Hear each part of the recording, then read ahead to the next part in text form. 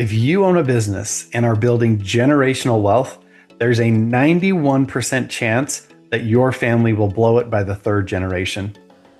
My name is Derick Van Ness. I work with small business owners and help them to create wealth multi-generationally and create massive efficiency. We've helped our clients save over $50 million in taxes. I've worked with thousands of business owners, and I want to talk to you about what I've seen working with the smartest, most successful people in the small business industry and how you can make sure that your family benefits from the wealth you're creating, not just loses it. Now, here's what happens is statistically, 70% of the second generation will lose wealth if you create it. And by the third generation, only 9% of families will retain that wealth and go beyond. Now, the good news is this: if you can get past the third generation, quite often you've done enough good things along the way that you're going to be able to perpetuate to the fourth generation and beyond, right? So how do you do that, or why does this break down? The first thing is, most parents, you as the business owner, first generation, you're so busy earning it that you don't pass on to your kids what it really took. Now, the second generation, they kind of see it. Mom and dad are working, but they're gone a lot. They're focused on business, they're learning, and the kids are doing their thing, right? They're growing up, they're playing their sports or dance or music, doing their thing, but they're not necessarily learning about money. Mom and dad don't talk about it. They keep it to themselves. They don't necessarily want everyone to see that they're rich or whatever, or maybe they're the flip side and they do want everyone to see that they're rich, but the kids don't learn the inner workings of the money. Now, what happens is eventually mom and dad, as they get older, they pass it on to the kids, and the kids in the second generation, they manage the money and they benefit from it, but they didn't necessarily earn it themselves, right? So they have some perspective, but not a ton of perspective. And a lot of them end up blowing it because they don't really understand how money's created and how to safeguard and protect it because it wasn't passed on to them. Now, if it does make it past the second generation to the third generation, this is where it generally gets wiped out. And it's because the third generation has comfort. They have money. They have the identity of being wealthy, but they have absolutely no context. They did not see mom and dad earn it because their parents didn't. Grandma and grandpa are too far removed, so the kids never really saw it.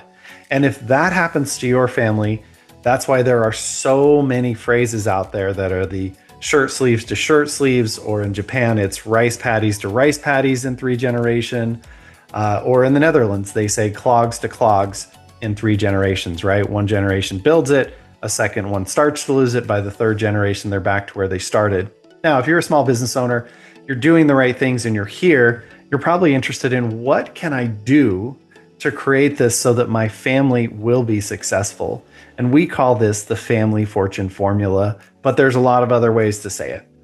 So the first thing you can do is you can make sure that your family talks about money, not necessarily investments and all that. You will get to that in a second. But the big thing is, what is money and why is it important? Why do you want money? Most people have no idea. They know they need it to pay the bills. They know they need it to buy stuff, but they don't really know beyond that, like why would we want to have money?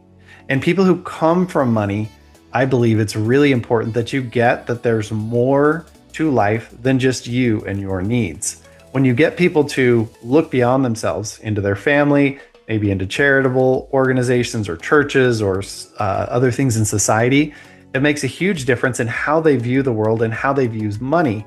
They don't see money as a way to get money from people. They see money as a tool to help them help more people, right? Have a greater impact in the world. Now, some people believe in just like giving to the poor. Other people believe in putting the money to work in other ways. It doesn't really matter. But the point is that your heirs, as you pass money on to them, they understand, why is money important? How is it created, right? You have to create value in the world so that people will give you money. And if they're able to do that, then they can look at, how do we turn this into impact, right? And this is super important because if your family doesn't have any idea of why they have the money, then they don't have a purpose. And as the saying goes, a person without a purpose will give themselves to pleasure. And that's where you see drugs and gambling and, jet setting and wasting the money. Listen, I'm not against people living a big life, right? My company's called Big Life Financial for a reason. And if you want to fly private and you want to do all the fancy stuff, totally fine. However, you need to see money as a stewardship, not a thing that's just here to serve you. If you do it just to serve you, you will consume, consume, consume, consume. Now, I'm going to say this. If you've built the money, you probably already know what I'm saying.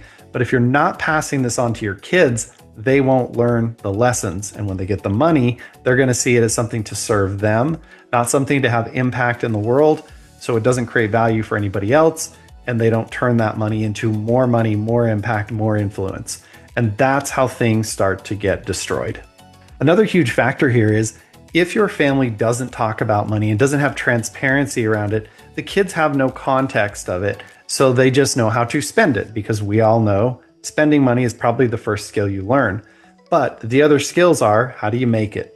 How do you save it? How do you protect it? How do you put it to work? If they're not learning these skills, then they're going to be at a huge disadvantage, because when you have money, it allows you to create bad habits and get away with things you normally wouldn't be able to get away with because the world wouldn't let you.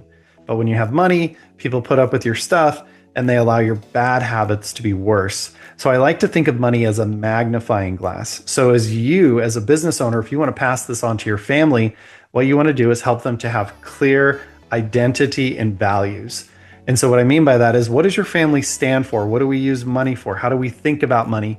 And then on the practical side, using that to invest in things, build businesses, create things in the world so that the kids can see the impact and involving them, right? I believe that most families should have a monthly board meeting. Once the kids reach 13 or 14, they can start to participate in this. The family can even pay them to help to look at, okay, we have assets. What are we doing with them? Where do we want to go from here? What are we creating? What are we giving to? What is our big picture as a family based on what we stand for, right? Which goes back to the values. So if you get all this clear and then you involve the kids, in the beginning, they're not going to know what's going on, right? Mom and dad are talking about it. You're going over stuff with them, just like a teacher would in school.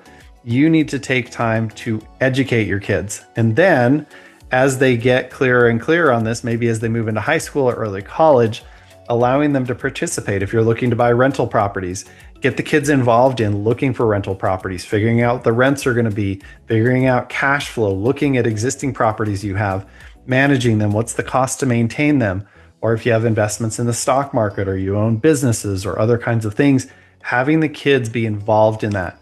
In the beginning, it will be you teaching them, but over time, you want to assign them to report to you and teach you what they're learning, what they're seeing. This allows the kids to get real world experience, understand what creates the income, and create the understanding of the value that it takes for them to receive money. And then it's not just about spending it. They can see that, hey, if we buy assets, we get more money versus just buying consumable things, which means we have less money. And the truth is, you want to have both, right? You want to be able to buy nice things or have fun in life, but you also want to be able to buy things that will continue to create value in the world, thus creating more income and perpetuating forward all the hard work you, as generation number one, are creating. Now, the last thing I want to touch on here is identity. If your kids don't have an identity beyond family money, right? Like, people like me because I have money, people like me because I can buy them nice things, that's going to be a problem, because then they turn to spending, spending, spending. It's really important that they have their own identity about who they are, where they're going in the world, what they want to become, create, support, whatever, and create value in some way. If they have that clear identity, then money becomes a tool. If they don't have the identity, then money becomes the outcome. And that's what they're trying to accomplish, is just more money so that they can get people to love them.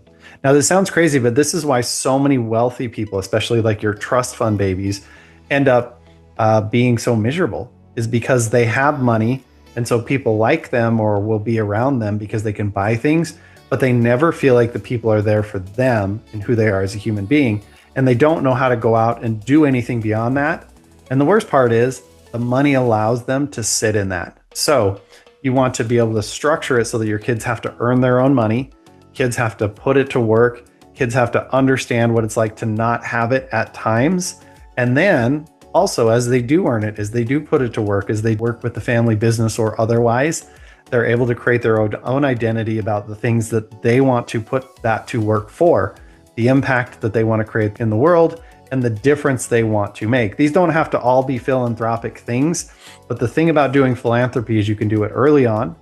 It minimizes family fights. Like one of the things the Rockefeller family, who's done this really well, does is they didn't have everyone in the family business.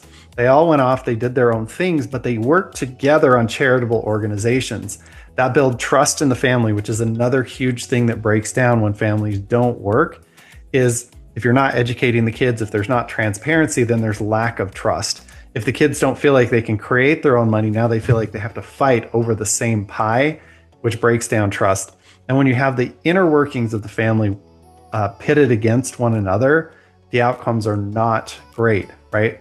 So if you have identity, if you have transparency so that the kids can see and work together and get to know one another, if you have education, which creates the structures, and you have family values, now you've got a structure that's going to allow your kids to grow, learn, get on the field, play the game with mom and dad helping, and they're going to be able to pass it on because they saw how it was built, they've learned how to manage it, and they understand how to educate and pass it on to their kids. So if you can get this right, it's a game changer. This will take all the hard work that you, as a first generation income earner who's going to earn that generational wealth, can pass on in a way that will actually be a blessing to your family, not a curse. And if you can do that, you can break the 3 generations and get your family far beyond it. So the question is, what kind of legacy do you want to create? Do you want to create a bunch of money that now goes to people who don't understand it? Or do you want to create a layered legacy where the money is one layer, but so is the identity, so is the meaning, so is the application, so is the value creation, and the impact that you can pass on to the world? The choice is yours, but it's up to you. And if you want to learn a little more of a deep dive from the nuts and bolts perspective of it, you can watch this other video where I sat with my estate planning attorney. We spent an hour and unpacked a ton of this more in depth, talked about how to structure your businesses and how to create massive value in the world and for your family.